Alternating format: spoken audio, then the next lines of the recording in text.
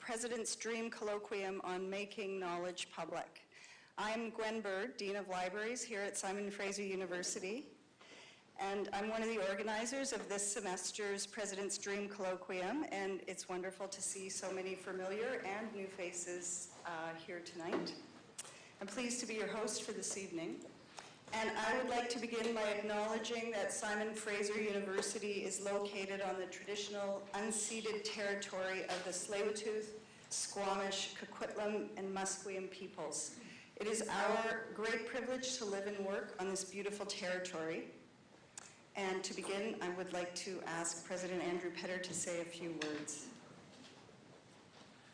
Thank you, Gwen. Let me join in acknowledging that we are indeed privileged to be on the traditional territories of the Coast Salish peoples, and to welcome you to a President's Dream Colloquium, one I've been really looking forward to because I actually have a personal connection with the speaker, and I'm really looking forward to what he has to share. So I won't go on too long. I'll just say that the President's Dream Colloquium has proved to be, from my point of view at least, just a wonderful opportunity for the community at Simon Fraser University to come together, to engage across disciplines on issues that really matter.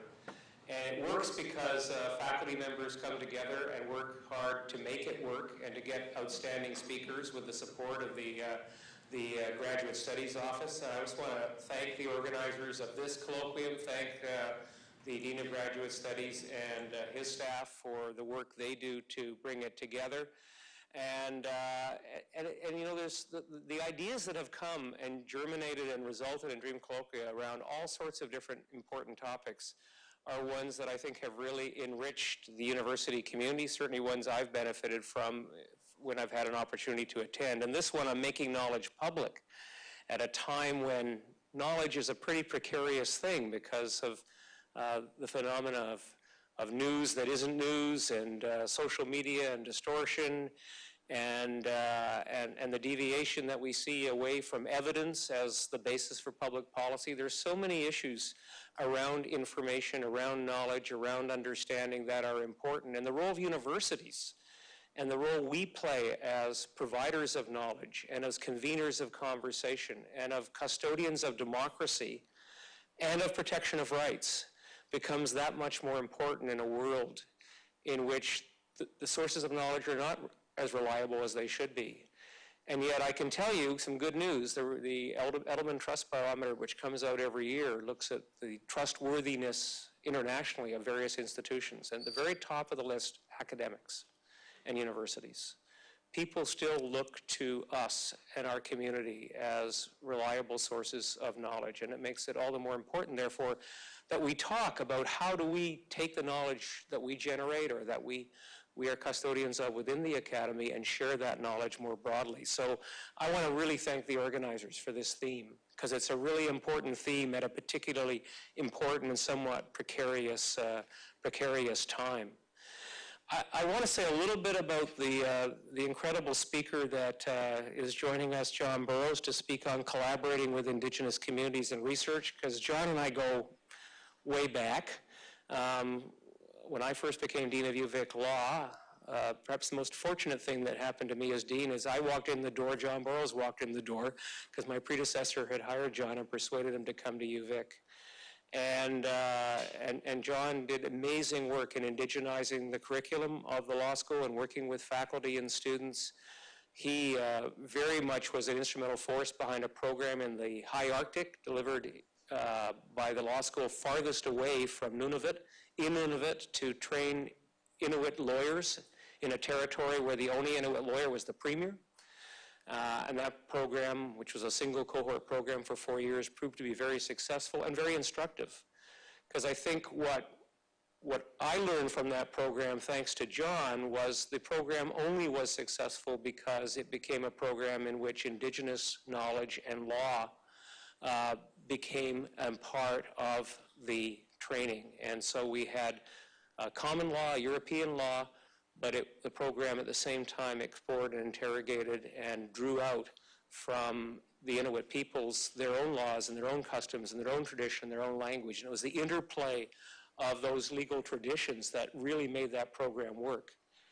And I think it was that program and some other experiences that led John to then initiate the idea, which I as dean was privileged to promote, but took longer than my deanship to achieve, and that was, some of you may have seen the coverage in the newspapers recently or know of it, the launch of a truly transformative program, a world-leading program at UVic Law that will enable students to study both common law and Indigenous law side by side. Now, when I went to law school and people said, you want to take a course in native law, it didn't mean Indigenous law. It meant a course about what Europeans did in respect of regulating Indigenous peoples, the Indian Act. The notion that there is now a program in Indigenous law that is about customary law, about Indigenous traditions and customs, is an extraordinary breakthrough. And congratulations to John and to UVic Law.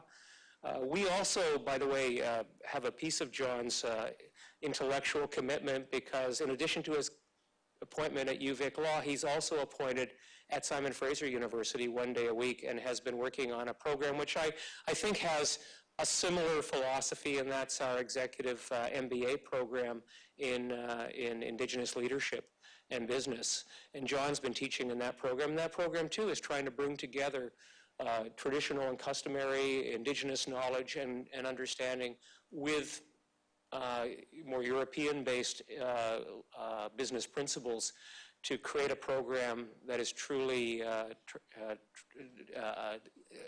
has a sense of co-equality and transformation about it. All of which is to say, we are very lucky to have John Barrows here today. And I have given you just a personal sense of that, but now I'll turn the microphone back over to Gwen to give a more formal introduction to John and his extraordinary accomplishments, and then let him get on and share what he has to say with us today. So thank you very much, and thanks for being here, John.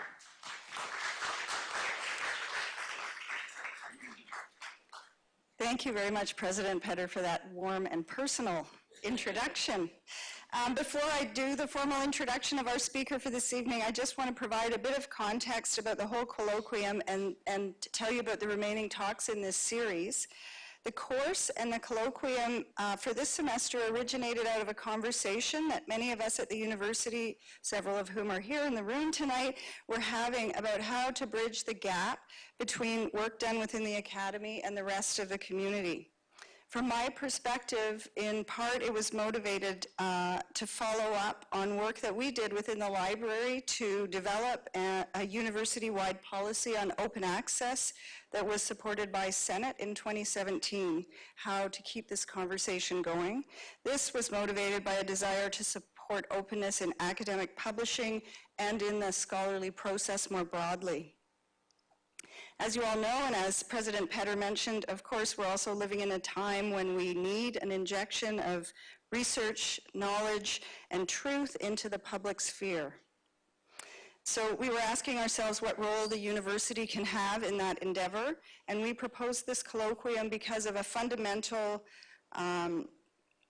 belief that everyone has a right to access to knowledge, and that is a core part of the public mission of universities to enshrine that right. So this colloquium is an opportunity to have an extended conversation about what each of us can do to serve the public through our intellectual pursuits, while simultaneously demonstrating to the public the value of everything that happens here at the university.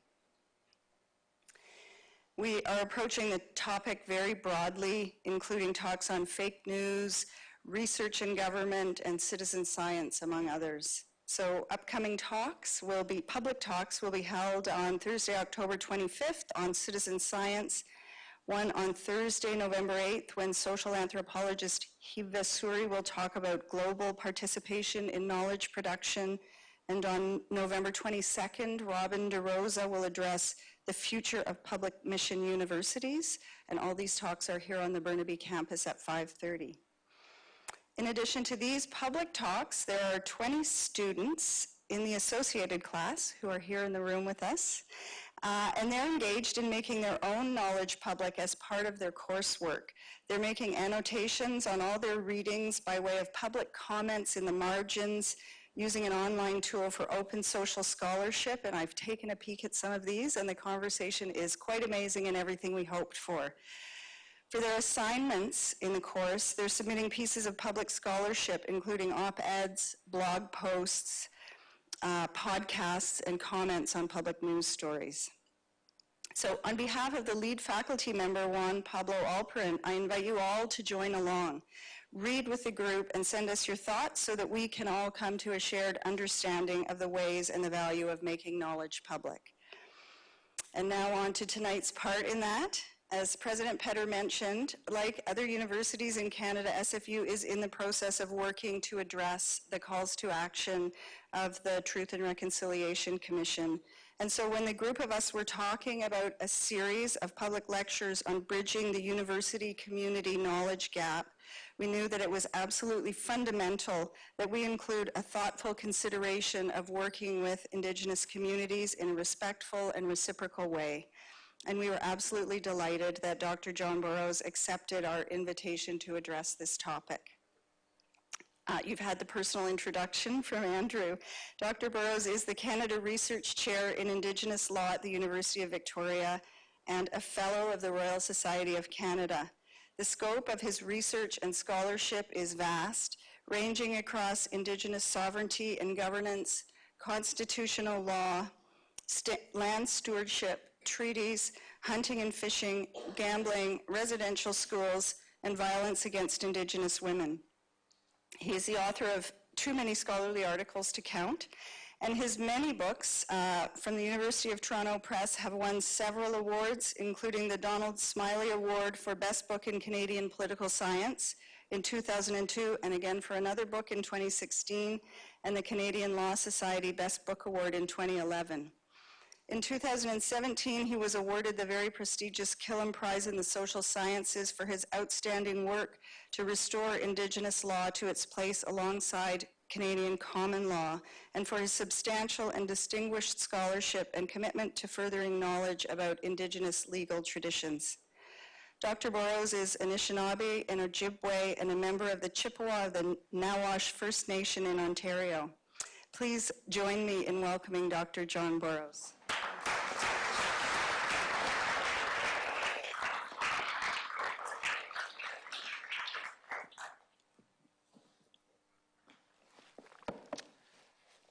Brushu Nindinaway Makamidok, Nichi Anishinaabe, Nichi Mazik, Bangi to go in Inata Anishinaabe, and Gagudi Chunjishnamayan, Giganos, Indigenous, Neashi, Wadingaming and Donjaba, Nigigan Dodem.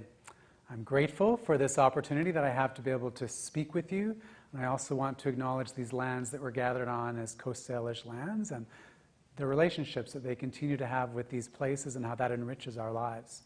I'm also grateful for the very kind introduction that I've received, and I'm grateful for Andrew and the work that we've been able to do through the years, and he's a big part of how some of the things I'm going to talk about today were able to come to pass when he was the Dean at the University of Victoria Law School. I want to talk to you a little bit about my time as a student over the last few years in learning Indigenous law, and in particular a new legal tradition that I'm not really all that familiar with, but familiar enough to be able to give you a few orienting points. As was said, I'm Anishinaabe, so I'm from the central part of this country, and my reserve is about 4 hours north of Toronto on the shores of Georgian Bay, which is the Saugeen or the Bruce Peninsula. And most of my work has been spent in that area in terms of the research that I do. But I've been fortunate since 1992 to be stationed here broadly on the West Coast, first starting out at the University of British Columbia Law School before moving over to UVic and then moving here to be able to have some work in the executive MBA program dealing with Indigenous leadership. So I'm really grateful to be a visitor on these territories and to have so many opportunities, as I said, to be a student in this place. I'm going to talk a little bit about the lessons learned recently from a field school that I've been involved with on the Wasanich Territory, and the opportunities to think about law as it arises from that territory. And the pictures that are going to be in the background are pictures from my students in the class as we've spent September basically out on the land, learning from elders and learning from the land about the laws in that place. The background to this experience is that we have something known as the Indigenous Law Research Unit at the University of Victoria Law School. And my colleague Val Napoleon is the director of this center. And we work with over 43 communities from coast to coast to coast, Indigenous communities that are seeking to revitalize their laws. And that revitalization occurs as they approach us with questions that they would like answered using their own resources. And so we've worked with Mi'kmaq communities on the east coast, Eskasoni, and Inuit communities in the north, my own community in the central part of the country, Cree and Lakota communities across the prairies, and then many different nations in British Columbia.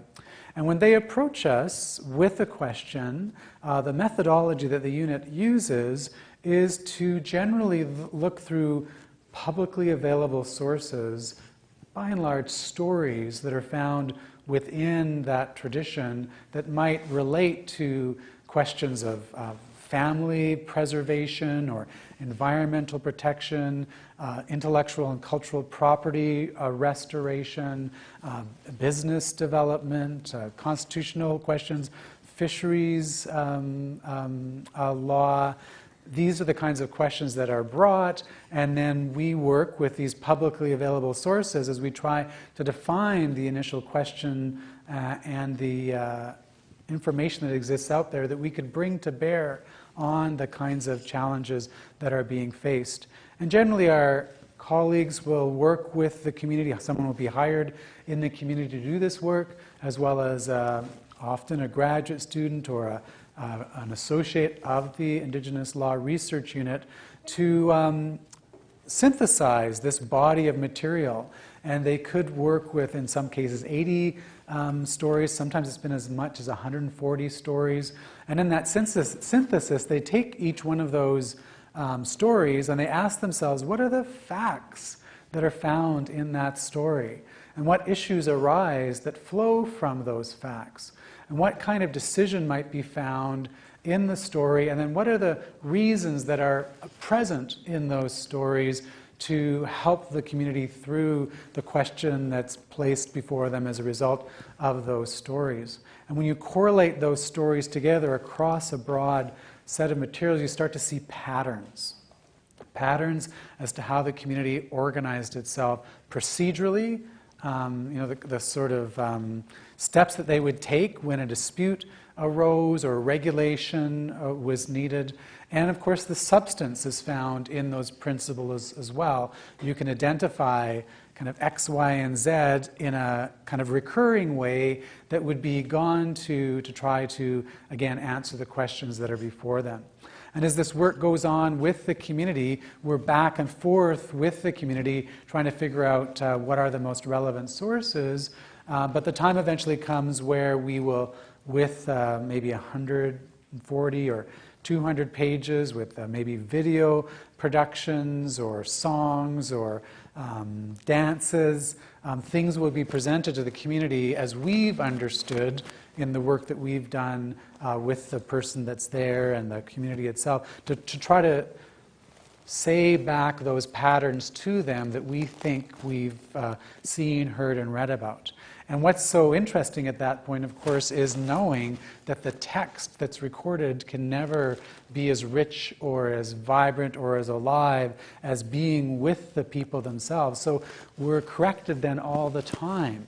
Like, we don't, maybe they say, listen to those stories because they were recorded in ways that were disrespectful, or these other stories have a bias attached to them, and so we want you to be aware of that. And so working with the communities, we can figure out which stories to discard, which ones to take a little bit more seriously, and which ones are sort of more fully within the central parts of the way the community regards its work. And then in the course of doing that, you can imagine sitting in different places with groups of youth, one setting maybe 20 youth, and then in another setting 20 elders, and another setting political leaders, sometimes mixed together. As you meet together over a period of months, you get new stories that are told to you that are from the recent past, or you get older stories that are brought out that weren't a part of the publicly available literature that was there. And so then we can go then back and revise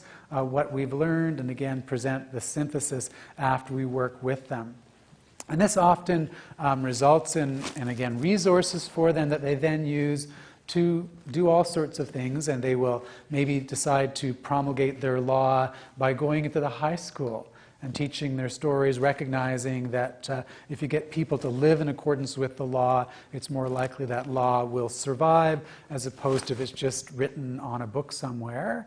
But nevertheless, there's also occasions where communities decide to create instruments, oceans acts and fisheries laws and court procedures, and the scope for activity is very wide. It's what the community wants to do with this. As I said, they approach us, they define the question, we work with them, and then they do with this what they want. So with this experience, working through the Indigenous Law Research Unit over many years now, we've developed an understanding as a student level about law being more than something that just comes from courts or legislatures or parliaments. As important as that source of law might be, what the insight that Indigenous law brings to bear is that law can be more diffuse than that.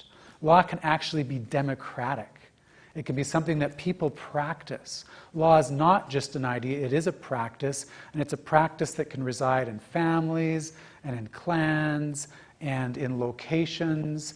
And that is a very encouraging sense of understanding law in that way, which helps us to see law as a set of criteria for making decisions about pressing questions, and realizing that those criteria are not arbitrary. And with that criteria, you can find measures for whether or not you should do something in accordance with what the community decides that flows from those measures.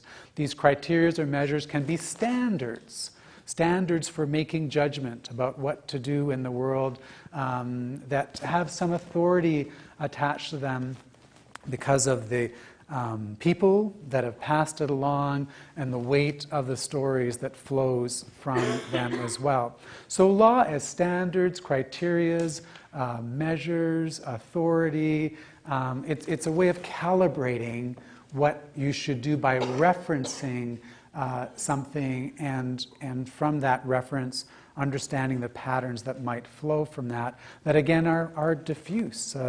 They're more broadly found in the society.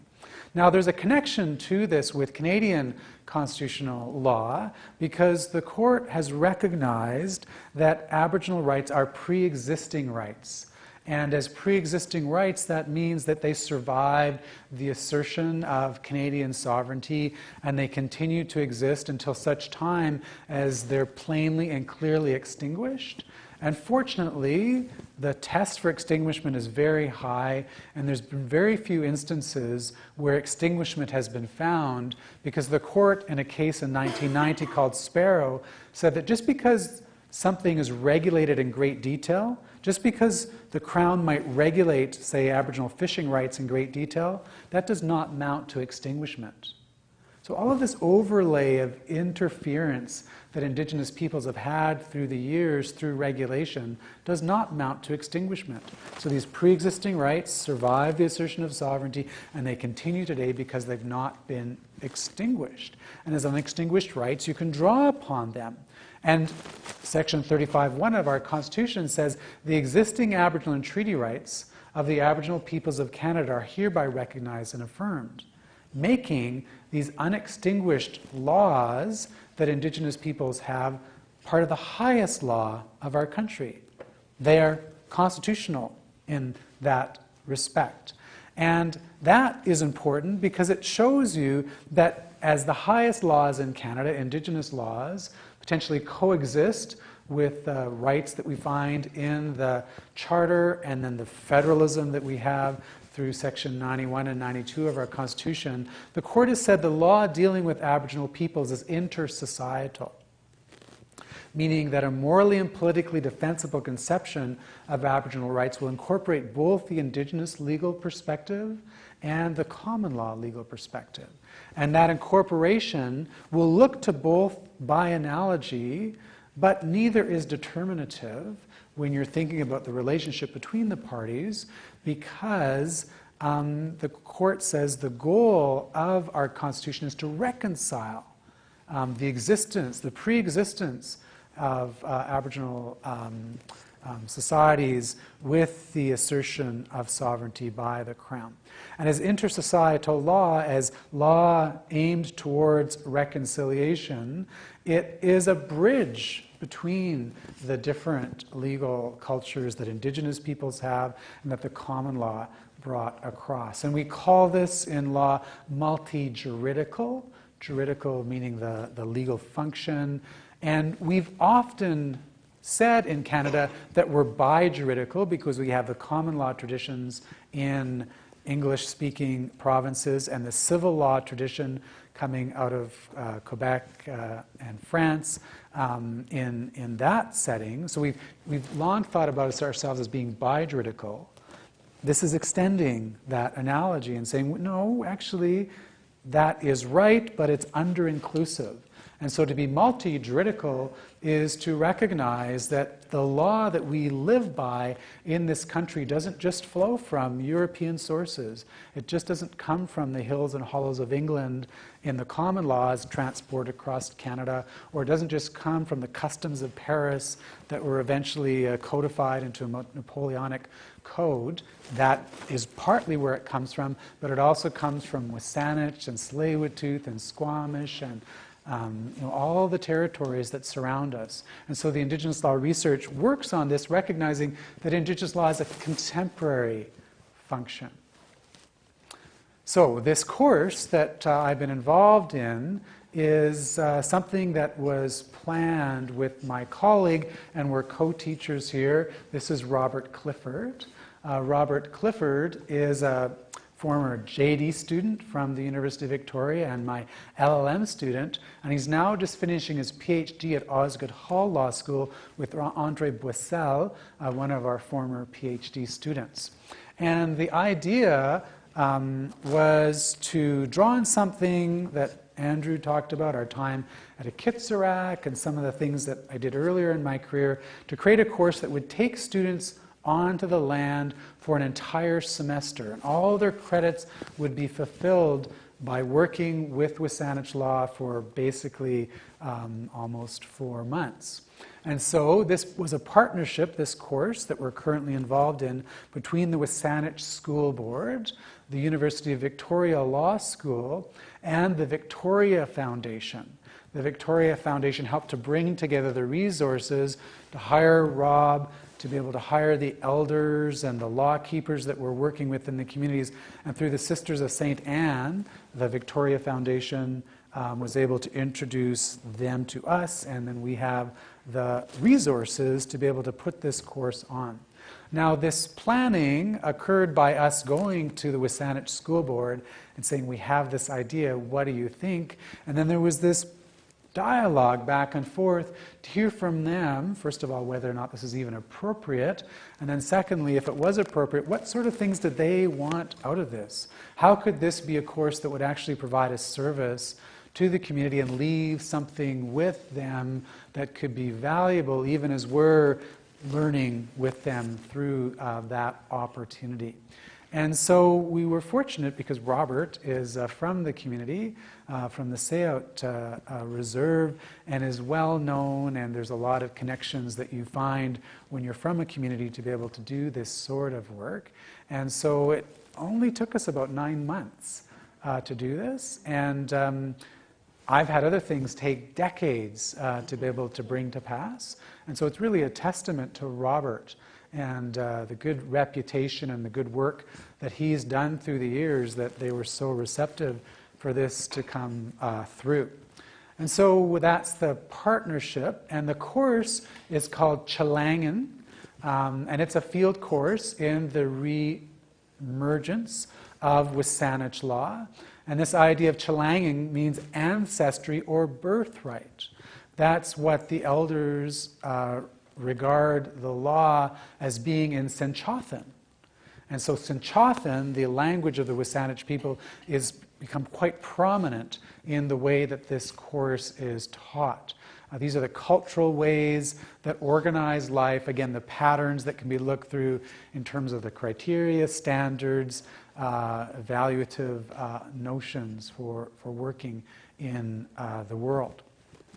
This purpose of the course is to recognize that Wasanich law is a contemporary legal phenomena, and that it can be learned in many different fora and across many different resources, and it can also be connected to Canadian law as well. And so that's the purpose, is that resurgence notion. The students, we had students ballot to get into the course. They're second and third year law students, so in their 6th and 7th year of university education. Many of them worked for maybe a year or two before coming to law school, so they're probably 28 to 32 in terms of their age. Indigenous and non-Indigenous students from largely throughout the province, although there's some students from other parts of the country as well. Some students from SFU who used to be at SFU, alumni of SFU, are in the course as well. And you can see we're meeting in the room that's like a longhouse. There's benches on the side. It's part of the Wasanich school, the tribal school. That's where the students met in their first month together. The purpose, or the way the course is organized, is as follows. During the month of September, we found ourselves around the territory, up mountains, on beaches, on river mouths, on the water, on the reserve, being basically told about the law that lies around us by the law keepers of that territory. And that was basically 9 to 5 most days, although we did have a period where we went over to Saturna and Pender and Salt Springs. So we had a week-long time in the heart of their homelands as we were out on the water, as you see here. There were 2 boats. And now the students are in a 7-week community-based placement, and I'll tell you more about the work that they're doing at this point later in the presentation. And then at the end, the students come back and they report about their experiences to the community and to one another. The idea here is that there's peer-to-peer learning. The students themselves become the teachers, and they get to learn vicariously.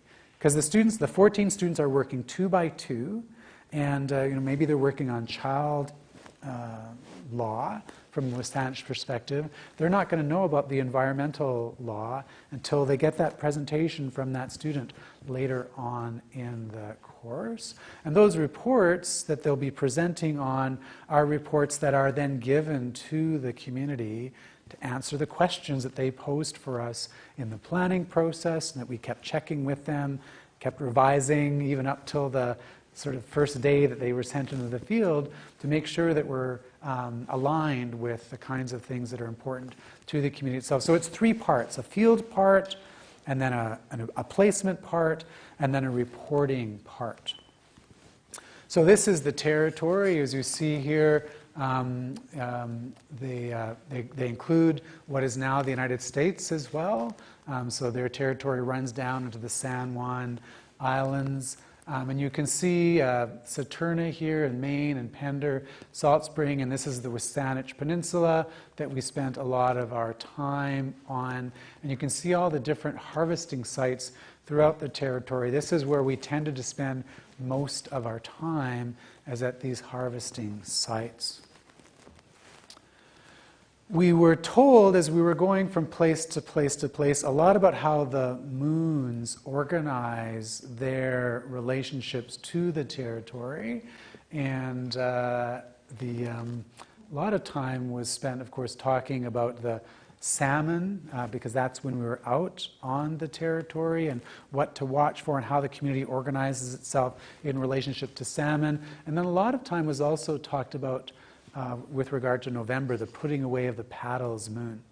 By correlating decision-making to the ecology that flows through the seasons, there are responsibilities that families take that is communicated by the land to be able to exercise proper behavior in those places. So in other words, with the moon and with the land, there becomes a legal archive that is suddenly visible to us that maybe we're not familiar with if we just think about laws as only being found in the books.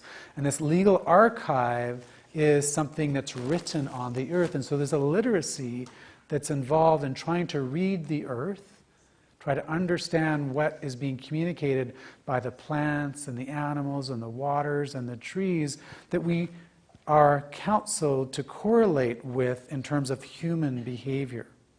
And so this idea is that you would analogize from the earth or the waters, the skies, the animals, the plants, for how humans might act in that area. Now, this was when we were up on Mount Newton, a picture was taken, but there's this idea, and I'm not going to be able to pronounce these words yet. I'm going to work on it. But Alaninik, which is the idea that you point to the earth and you take guidance from the earth, or that the knowledge is found in the natural features around us. And for me, this was familiar. As an Anishinaabe legal scholar, we have something known as akinomagewin. Our word for earth is akye. Nomage is to point towards and take direction from.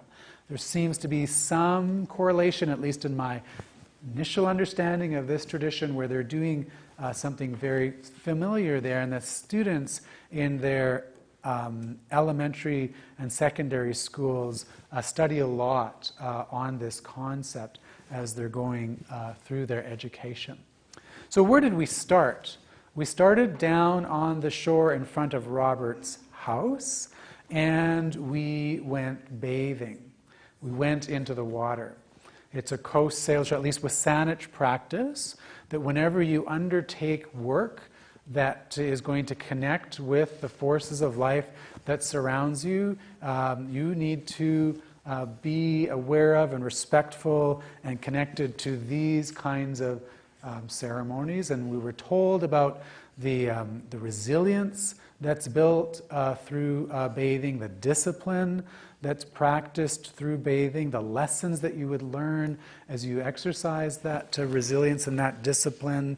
And I was appreciative of that because Rob shared with us about times in his life when he's practiced that bathing, and how, you know, if you're going to be doing serious work, legally based work, it's something, again, that's not arbitrary, but that it does have a discipline attached to it, and it does require a resilience. It requires a kind of resourcefulness to be able to brace yourself. I mean, when we're in this water, this is not warm water, and the students got an appreciation. And as we were doing that, there was one of the members of the community that came walking up the shore with a little floating bucket behind him that was probably maybe the size of that chair.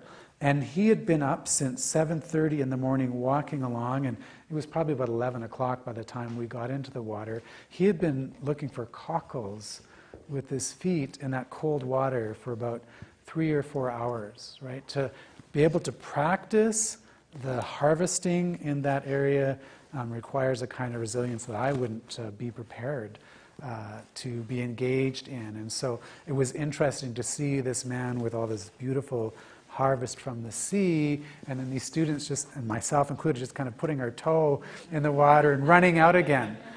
So we really were just getting the smallest dip into an awareness of a broader world, but this was the proper and appropriate way, at least according to Robert and the people that he worked with, for us to be able to begin to think about the immersion experience. So actually on that site, and then on this site, Robert invited Belinda Elliott to be with us, and we heard stories of the first human to fall to earth, of the first man, as it were, and that was a raindrop. And so humans came to earth as rain, and they were given responsibilities. And the stories talk about some of those responsibilities, which are legal responsibilities, again, criteria, standards, authority for living well in this area. And this person was given a family as well, and instructions as to how to relate to that family. Hels is the figure that does this, and didn't follow through with those instructions, as I understand it. And so a flood came on the earth. And during this flood, the older people were not so much paying attention to what should be done around them. The younger people were trying as best as they could to follow the patterns of life that were given from those initial instructions. And so they prepared for the flood by putting things into canoes and making big giant ropes out of cedar. And so when the floods started rising, the younger ones got into the canoes along with some of the elderly, and the canoes started rising with the waters, and then eventually most of the land started to disappear, and they tied their canoes to an arbutus tree on the top of this mountain here, Llewellyn. I can't again say it properly, but this is the place where when the flood came, they were up above the mountain. There was no land to be seen. They were just held on by that thick cord there that was created. And then when the water started receding again, someone stood on the top of this mountain, and they looked out across the territory, and they saw all of these emergent ones.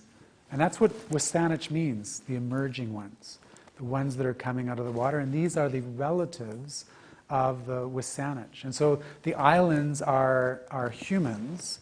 The islands are beings that are the ancestors of the Wasanich people. And so a lot of their law talks about how to take care of their relatives and how their relatives would in turn take care of them. And when we were in this forest here around the mountain, we had so many teachings about this, the arbutus tree, which you never cut or burn, the cedar tree, and how it's prepared in terms of the bark and its power and who the cedar is. And then we started learning many stories about the transformer figures that are in the area. The next day we went to what's called Todd Inlet, Sneakwith. It's below Bouchard Gardens. And it looks beautiful on the surface, but Kevin Paul took us here, and he told us about the abuse this area has suffered and how sick it is. Because this was the site of the Portland cement factory that was operating before the Bouchard Gardens ever came along. You may know that Bouchard Gardens is a recovered quarry, and so they've made that nice and beautiful with all these transported plants into that site. But the Portland Cement Company just went out of business. Business was taken up by the Bouchards in that garden, but the rest of the area is full of leachate and runoff, and so there's all of these invasive plants, and the inlet is basically oxygen starved. So it looks beautiful because there's lots of jellyfish in there because they can live on low oxygen, but they don't have the salmon running through. The crabs and the clams are not healthy. In fact, there are huge oysters there, but you can't eat the oysters because when they test the flesh, they're just full of toxins. And so he told us, though, about this site. He said this was a longhouse site, and it's the Paul's family site. And he told us about their conflicts with the Haida in that site. He told us about their relationships in terms of family law in this site. It went on for an entire day, understanding law from land. This is the place where the blue grouse are. And so the blue grouse were a keystone indicator species in this area. And there's lots of stories about the blue grouse and their relationships with the other plants and animals. The next week we started to go off to these islands. There's this beautiful little reserve beside a resort, Otter Bay or something like that. And here we were on this reserve, and what we were able to learn about from Nick Claxton was the reef net fishery. So these waters are all the responsibility of particular families. And Nick's relative said this story, that this relative was younger, they were having difficulty getting fish with their reef net. And just across the bay was someone using a reef net, and there was all sorts of fish being caught in that place. And the young man says, why don't we just go over there and fish where they are? They seem to be being productive. And we said, no, that's not our site. We can't be in that territory. That's X's family's reef net fishing site. And so the idea is that the responsibilities were laid out not just on the land through families with the longhouses, but also on the water as well. These are salt water people. And it was beautiful to be able to learn about the reef nets because we learned about the sustainable nature of those reef nets. There's a little hole at the end that allows for an escapement of fish as they pass through. The net sort of lures salmon into the bottom, and they swim up close to two boats. And then there's two boats can monitor the salmon as they come through, and they only take out the medium-sized salmon. They leave the larger or the smaller salmon to go their way as well. So learning about the sustainability of the fishery in that area through the reef net practice was quite impressive. We also learned about the burial sites on Pender Island where the canal is. Belinda talked to us about when she was a young girl, just where the North and South Pender join at that canal. Her family used that as their traditional home. Someone came along one day and said, move, we're bulldozing. And they had used that land for generations. She told us where all their clam beds were, but everything was just plowed under. In her living memory of people being dispossessed, forced out of territory. And she talked about her sadness, but she also talked about the beauty that was there. She talked about a burial site that had been interfered with on the Pender Island by one of the universities. It actually might have been SFU. And the instances of restoration that they've been involved with the universities to try to use Wasanich legal concepts and bringing that to pass. Also, this marina that they put in here with this resort just around the corner, that disturbed burial sites as well. And so a lot of talks were given about how to deal with the dead or how to deal with ancestors in terms of a proper protocol, proper law, the criteria, standards, authority, precedent, measures for living well in that space. Like I mentioned, we went out on the boats as we went around Saturna Island. We went to Winter Cove, learned about the big village that was there at that cove, and then we went down the coast and we were at East Point.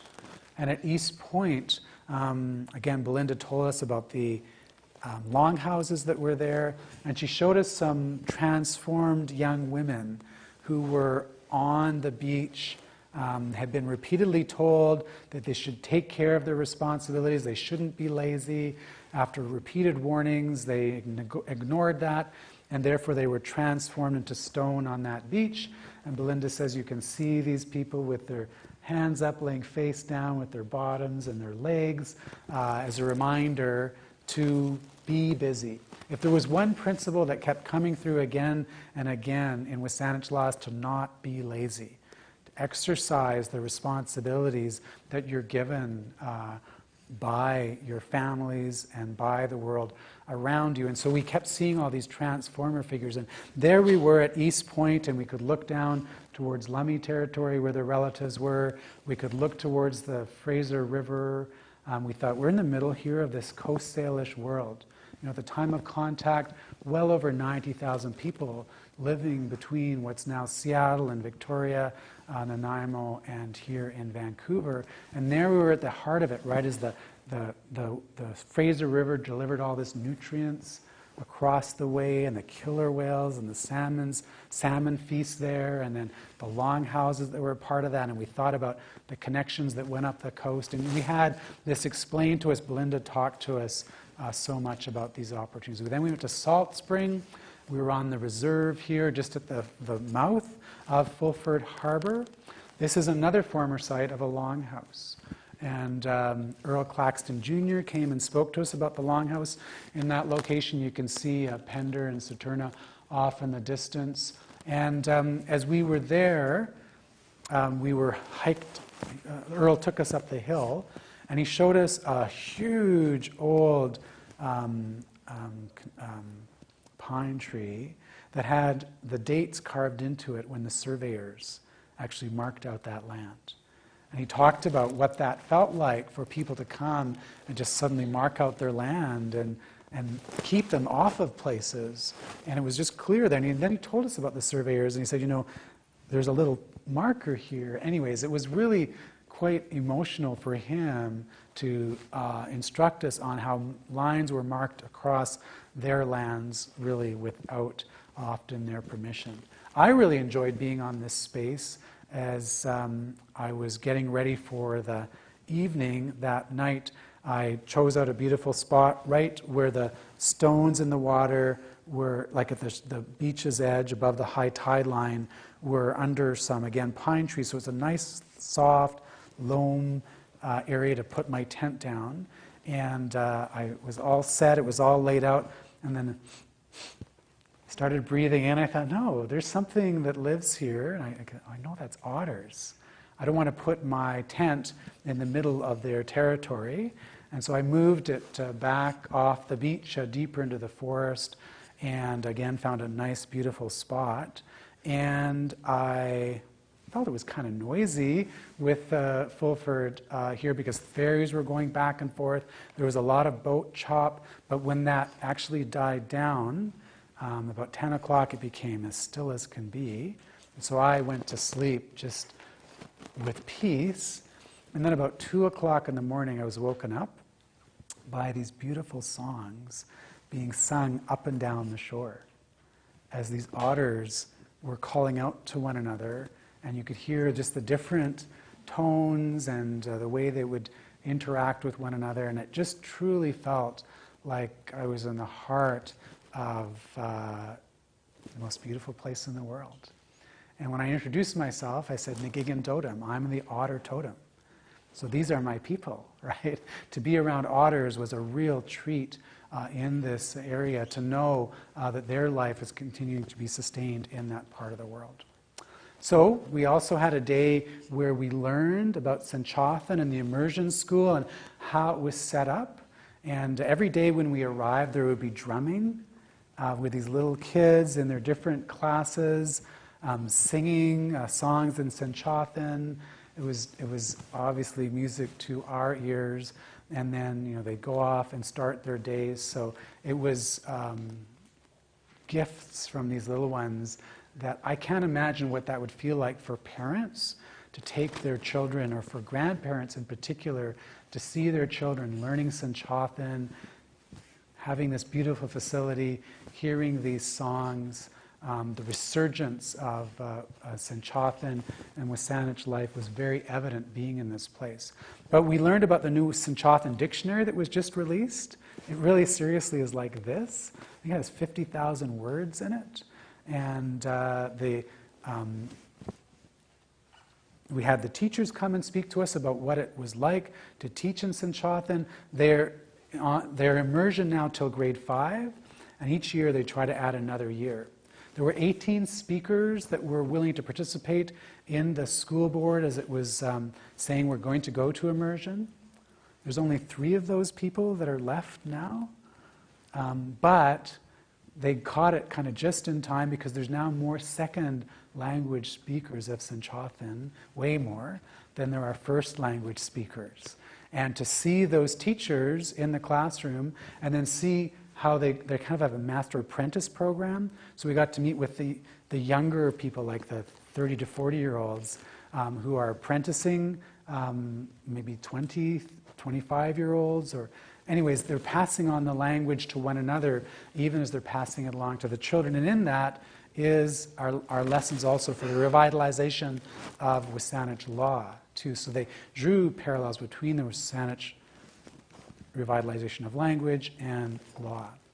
We went up Papa Coles, which has been named Mount Doug, and here Eric Pelkey talked to us about the Pelkey Beach, which is just where the stream flows down around Pacoles and comes out into the area. He told us about the Douglas treaties and how they came to be made. And we spent a long time getting the oral history. Oral history I had never heard. History I'd never read. And I've been teaching for 25 years, and I teach the Douglas treaties for for most of that period. The things he told us are things that just can't be accessed unless you visit and understand from people what their relations are. This is JB. He took us out on the spit in front of the reserve and for a day told us stories because they worked with the West Coast Environmental Law Association to revitalize laws in regard to the environments, and JB was one of the main people that West Coast worked with. And when we were there, he prepared a pit cook. And so in this pit cook, the students the day before gathered the plants, and they gathered the rocks, and they gathered the wood, and then they came down the next morning, and you put the rocks in the bottom of the pit, you heat the wood on top of it, then you remove after like 3 hours or so, you remove the wood. You put all this plants down, and there's order, the way those plants are put there. I can't remember the other, but there was sword ferns and ironwood and slough. Anyways, they were put down in particular orders because those plants steam the vegetables that are put in the pit, and then the wood is moved off to the side, and you see that the salmon can be cooked with the heat from the side. And the point of this was to show the students the steps involved in understanding how life was sustained in the area, but then JB would take us up and down the shore, and we'd just be walking, and there was food everywhere. Every direction you would look, these weeds, they're not weeds, they're plants, and they are part of their sustenance. We went to Marietta Lake Sanctuary, which was a private purchase that's working with the Wasanich people to try to bring Wasanich teachings back to this area. And so Tom Sampson took us through the forest in this area. We went to Goldstream. Robert did his LLM on Goldstream. There was a spill of oil into Goldstream, which killed salmon, and he used Wasanich legal principles as environmental legal principles to deal with the cleanup and to deal with the subsequent securing of that area. Again, we learned about cedar weaving. There we are in the forest.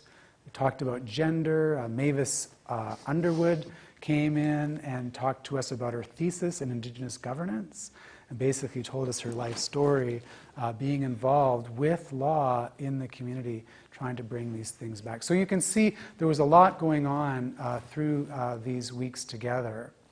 Now the students are out in the field with these placements. 2 students are getting to work on a Wasanich law book, where they're taking the principles and the processes, knowledge of the moons and the plants and the sustenance and the transformers, and they're saying, here are the principles for living well generally in the territory. But the second project here is 2 of these students are actually working with the Wasanich School Board, because I think in grade 11 you have to teach a law course. And right now they're taking criminal law and contracts and torts or whatever that happens to be. they want to teach WSÁNEĆ law. And so what a great treat that would be. I would love that project, to be working with teachers to create curricula for WSÁNEĆ law to be taught to young people in that setting. 2 people are working with Nick Claxton around reef net resurgence. 2 people are working on place restoration and reclamation. And they're doing that from a couple of perspectives. They're actually down in Sneakwith, Todd Inlet, and they're pulling out invasive species.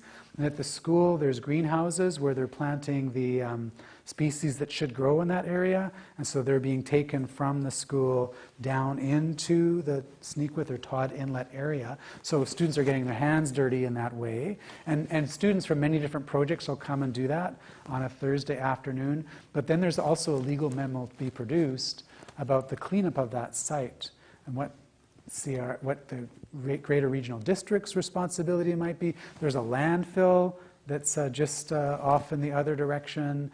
There, of course, is the corporation or whatever the Bouchard Gardens form is, to try to figure out what both Canadian law and WSÁNEĆ law would bring to the restoration of that place. And the students are working with the Sea Change Society on that. There's also a couple of students that are working with the Gulf Islands National Park and Marine Conservation Reserve, and they're working because the Parks Canada also has a reconciliation agenda. Part of that reconciliation agenda is to use the information that's there and the people that are there to do their job better. So students have been out there in the last couple of weeks doing that. James Island, I can't say this, Claythos. It's the island you see just off of the shore from the Sayout Reserve. It used to be a dynamite factory. Now there's a golf course there. It's owned by one person, but there's a land claim there. And that land claim has both Aboriginal title and treaty in the courts. And so the students will get to work on issues of Aboriginal title and treaty, but they'll get to work on that from the perspective of WSÁNEĆ law. Remember, a morally and politically defensible conception of Aboriginal rights will incorporate both legal perspectives. So the question is, what does WSÁNEĆ law have to say about how that case should be determined? There's a Child and Family Services, NIFWA, in the area, where they're trying to use WSÁNEĆ law to deal with family preservation. It goes on. So this is what the students are involved with now. Like I said, after their 7 weeks, they'll come back, report to the people they've been working with, and then eventually produce a memo with that. They'll also, they're expected as they're out on the field to be working on an academic paper as well that will come to us to more generally reflect on their experiences. They're keeping blogs as they're talking with one another in the field. So this is one experience of working with Indigenous communities to try to figure out what their needs are and how we might learn as we also create a relationship there. This flows from experiences I've had in my territory. I do an Anishinaabe law camp on my reserve most years with Osgoode Hall law students. We do that for 4 days. Then I've done that with U of T students for 4 days, McGill students. I do this with the University of Western Ontario with the Chippewa of the Thames, just south of London, Ontario, with the University of Windsor at Walpole Island First Nation, which is in the delta of the St. Clair River. These are the kinds of things that are happening in other parts of the country as well. So hopefully there's some food for thought and questions now for perhaps the next 25 minutes to think about this idea of information, how you work with those flows, and the questions that are connected to your course as are maybe found in this work. So miigwech, and I look forward to having a few minutes of visiting with you.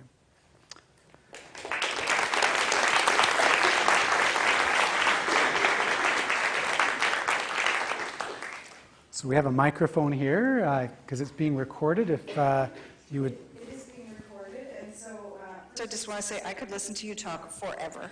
Thank you. I feel very inspired. I am going to pass this around and ask that people would address their questions into this because we're live streaming this, and the folks online won't be able to hear unless you talk into the microphone.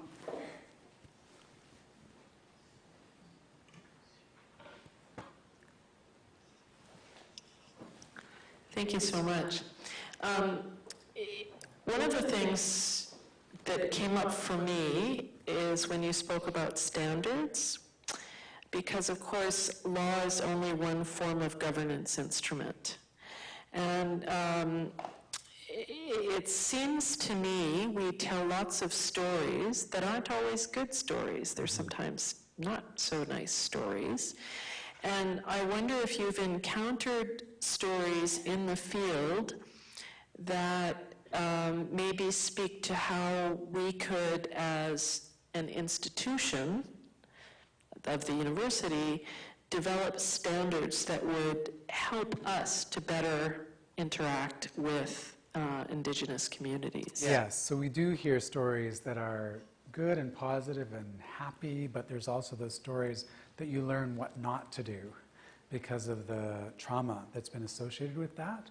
And when we were on that site in Pender Island, we actually were in the canal, and Belinda had us pull under the bridge there that connects the two parts of Pender Island, and she referred us back to the burial site that was there. And people had just come in and removed the bones of their ancestors and the objects that were associated with that. And she talked a lot about what was expected for that proper relationship to be reestablished. And to sort of codify it would be to do it a disservice, because it's a lot about relationship building. There are principles that you could refer to that would look like a code or would look like a proper process, but it was about relationship building. And so she, through the years, fortunately, has worked with, I can't remember if it did SFU, but she's been working with the archaeologists, and she feels like there's been a positive rebuilding, because she's been able to learn alongside those people that are doing the restoration of the site. One of the things she talked about was those people were buried with a little object in their mouth, maybe the size of the end of your thumb, and it looks like a little hat. She thought, oh, that's interesting, and thought maybe they were buried with a little ornament. But when she was working with the archaeologists, I guess it was the archaeologists, so no, this is what the people would wear in their mouth to try to get familiarity with speaking other languages or other dialects of, let's say, Lekwungen or Hulkaminam. And so to get your mouth around things, you would have that as an aid. And she was happy to learn that, to imagine her ancestors not only dealing with Sanchothan, but dealing with their Lekwungen and Hulkaminam relatives, that the sort of world opened up in that regard. And then I reflected on, I can't remember if she said this, I think she might have said this, but the traveling on to the next world, and these people being prepared to speak again and needing this instrument to help them encounter the newness that was there. So it was the relationship building that was really important to her, as I understand it, in terms of what universities can do to do better. So to be there and to be responsive to their concerns. Thank you.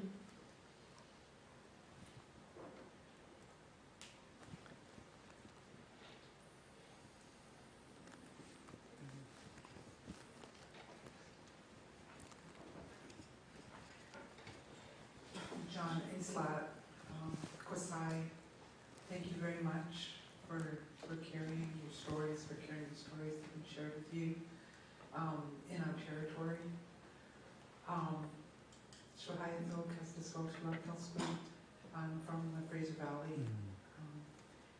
And there's been a couple of times I was a little bit uncomfortable. It's funny to hear our origin stories told in shorthand. Yes. The way that you've done that, and still with much respect and humility, and that's incredible. And thank you.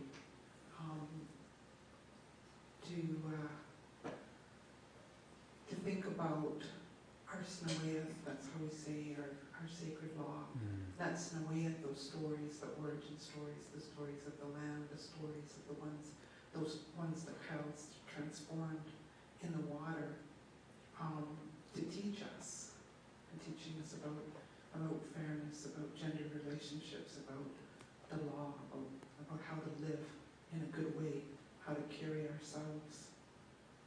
And some of the work that I've been concerning myself with is I'm looking at the Cohen Commission and how our people came and we told Snowyeth, we told our origin stories to Cohen about salmon and how we're guided and how important the salmon is in our lives.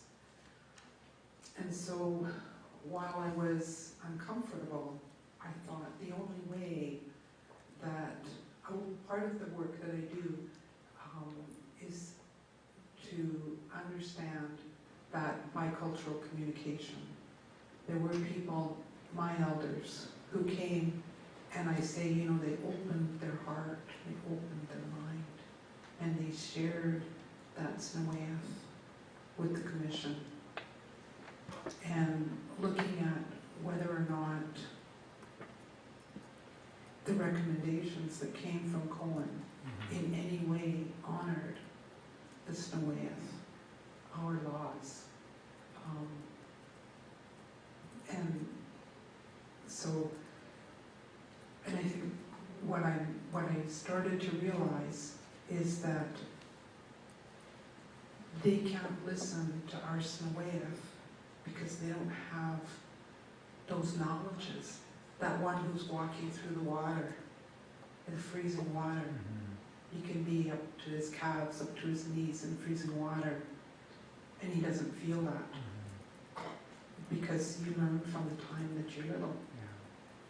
And the law that goes along with that. You can't forsake those water beings for your own comfort of your feet. You don't want your feet to be cold. Those ones are there, they want to give up their life to feed us. So, and we learn that. So you overcome that. You find that strength. But if you're talking to people about Snowyeth and they don't think about it in that same way, or they don't understand in the same way, it's going, well, that's a quaint little story. When I'm talking to students, I say, you know, some of these people that talked to the Commission, they had 7 minutes. 7 minutes to talk. And they chose to tell an origin story. It's not because they wanted to waste their 7 minutes on a quaint story.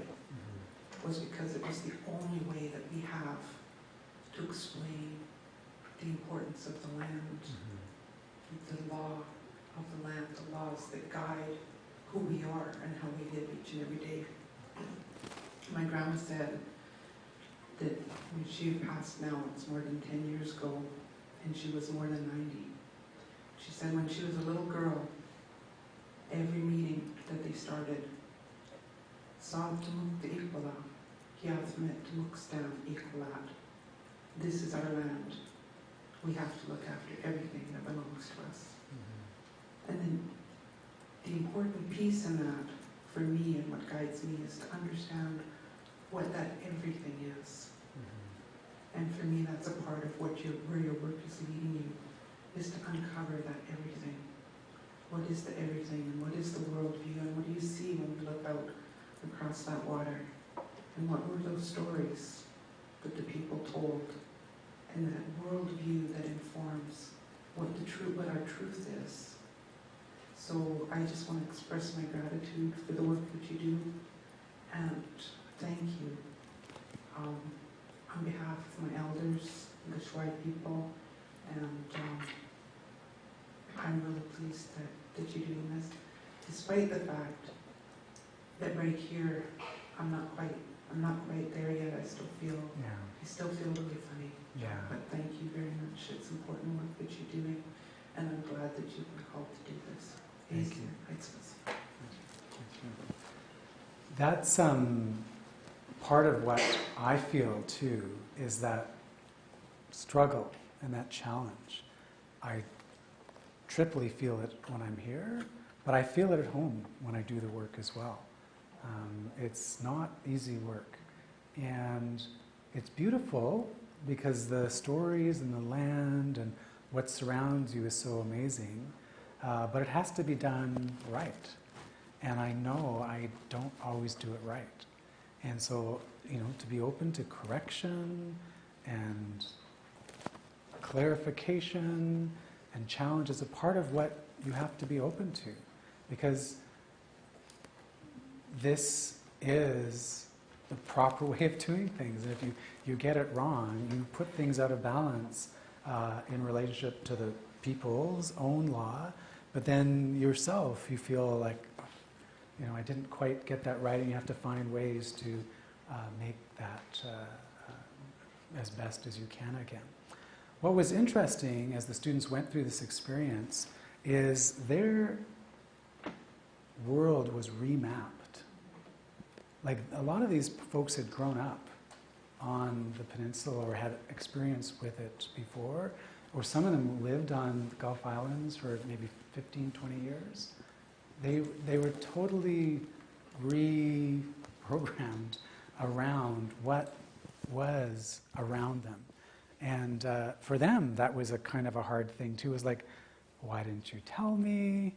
That sense of betrayal, that they didn't know what was there. And then also, now what do I do? Like the caution and wanting to tread lightly so they don't do it wrong, with the responsibility that they're, the communities wanting them to help them in these ways. So I thank you for raising that, because it's something I'm with as well. Which?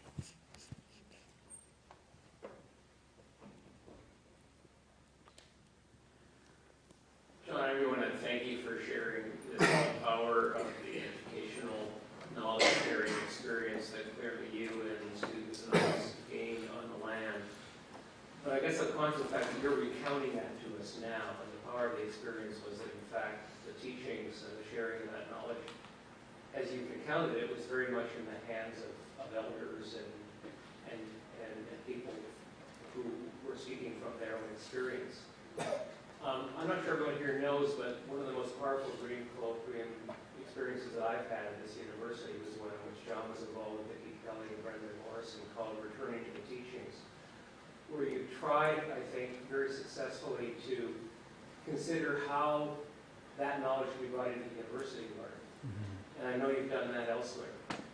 And as much as I think we would all love, and maybe some of us will have a chance to go out onto the land, I wonder if you might take a moment just to share with people here your experience of how can this knowledge be brought appropriately and sensitively into the university environment and shared. Because that Returning Teachings, which involved elders from, I think, 6 or 7 different First Nations, was very much steeped in a traditional, customary respect for the traditions of each of those nations and of those elders.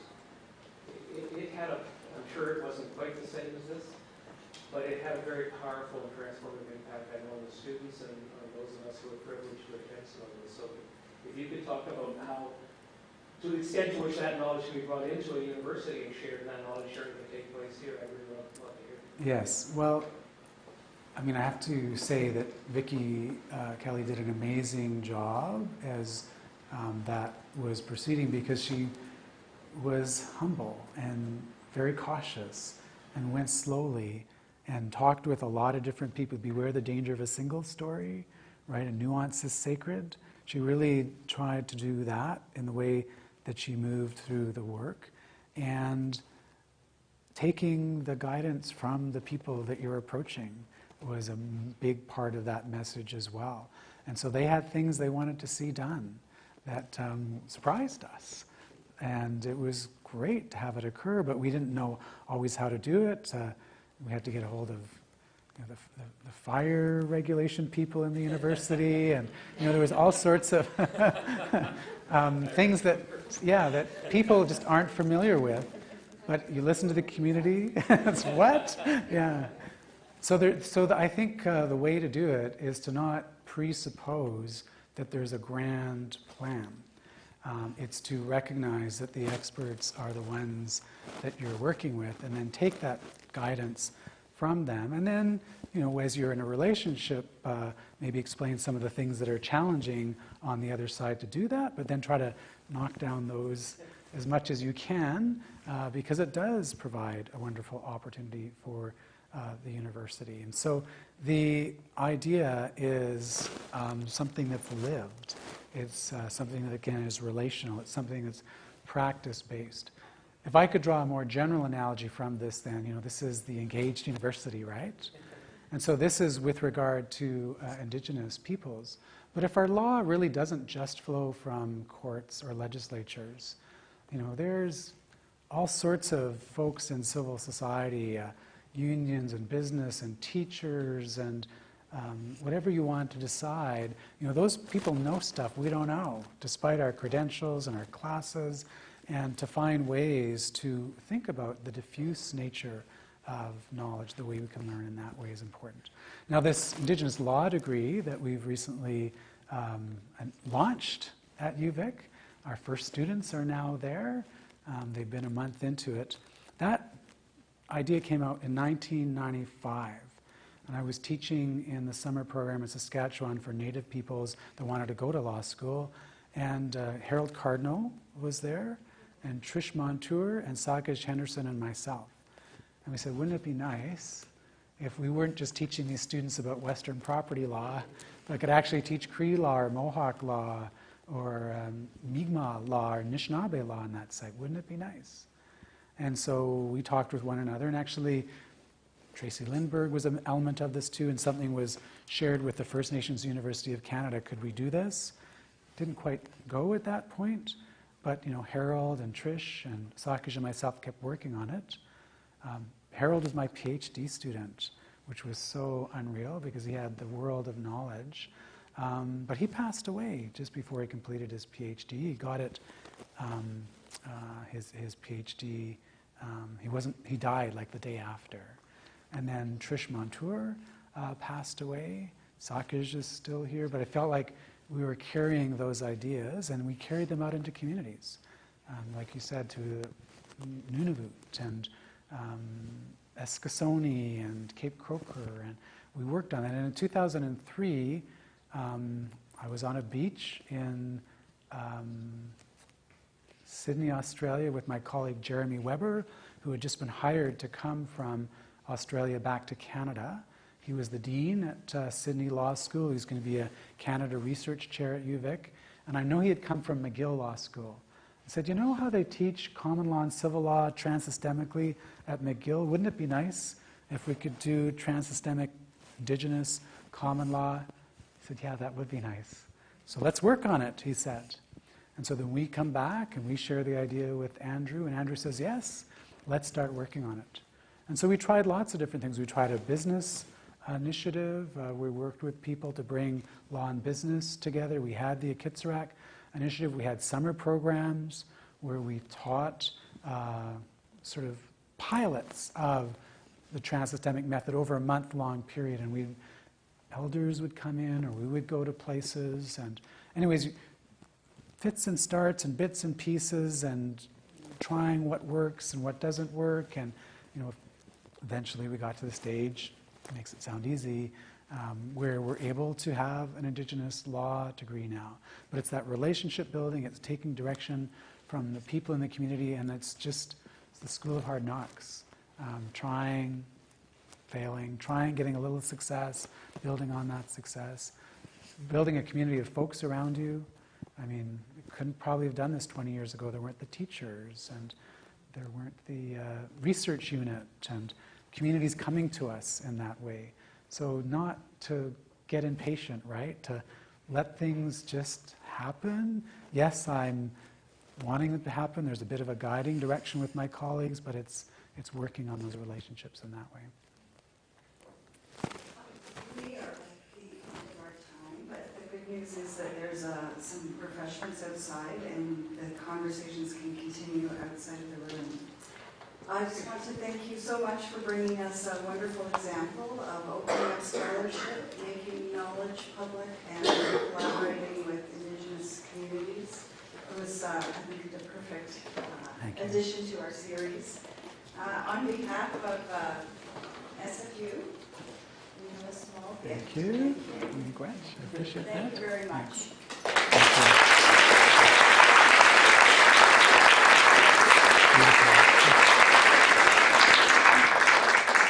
Please join us outside, and thank you all for coming. Okay.